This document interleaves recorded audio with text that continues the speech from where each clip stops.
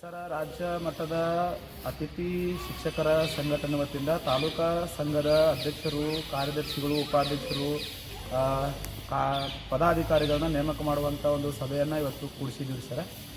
ಇಲ್ಲಿ ಈ ಒಂದು ಸಭೆಯಲ್ಲಿ ಎಲ್ಲರನ್ನ ನೂತನವಾಗಿ ಪದಾಧಿಕಾರಿಗಳನ್ನ ಆಯ್ಕೆ ಮಾಡ್ಕೊಂಡಿದ್ದೀವಿ ಮತ್ತು ನೋಂದಣಿ ಪ್ರಕ್ರಿಯೆ ಮತ್ತು ಸದಸ್ಯತ್ವ ಮತ್ತು ID ಕಾರ್ಡ್ ಪಡೆಯಕ್ಕೆ, ಒಂದು ಗುರುತಿನ ಚೀಟಿಯನ್ನು ಪಡೆಯಕ್ಕೆ ಎಲ್ಲರೂ ಕೂಡಿಕೊಂಡು ಚರ್ಚೆ ಮಾಡಿ ಎಲ್ಲರೂ ಸರ್ವಾನುಮತದಿಂದ ಅಧ್ಯಕ್ಷರನ್ನ, ಉಪಾಧ್ಯಕ್ಷರನ್ನ, ನೂತನವಾಗಿ ಕಾರ್ಯದರ್ಶಿಗಳನ್ನು ಮತ್ತು ಖಜಾಂಚಿಗಳನ್ನು ಆಯ್ಕೆ ಮಾಡಿ ಮುಂದೊಂದು ದಿನ ಇದನ್ನು ಸಂಘಟನೆ ಮಾಡಿಕೊಂಡು ಅಥಣಿ ತಾಲೂಕದ ಎಲ್ಲ ಅತಿಥಿ ಶಿಕ್ಷಕರು ಇಲ್ಲಿ ಸೇರಿಕೊಂಡು ಒಂದು ಬೃಹತ್ ಸಮಾವೇಶವನ್ನು ಕೊಡುವಂಥ ಉದ್ದೇಶ ಐತ್ರಿ.